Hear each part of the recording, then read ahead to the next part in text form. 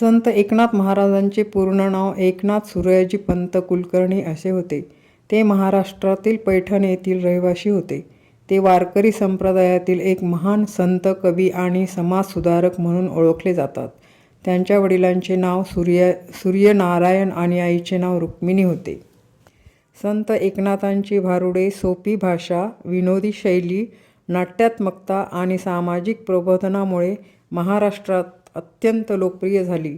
16व्या शतकात नाथांनी सामान्य लोकांना आध्यात्मिक व नैतिक शिक्षण देण्यासाठी 300हून अधिक भारुडे रचली.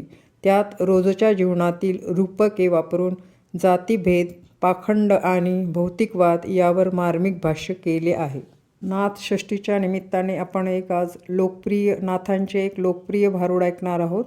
सत्वर पावग मला भवानी आहे, रोडगा वाहीन तुला.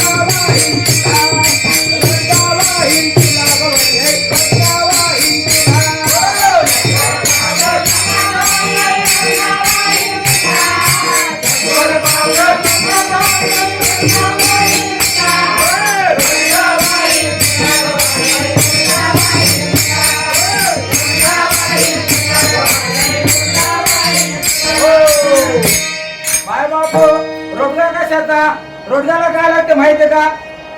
पीठ आणि पाणी लागतंय. ह्याचा रोडगा असतो आणि आपल्या दिवीला अर्पण करायचंय. परंतु आपल्याला ह्या दिवीला कोणता रोडगा अर्पण करता माहितीये का?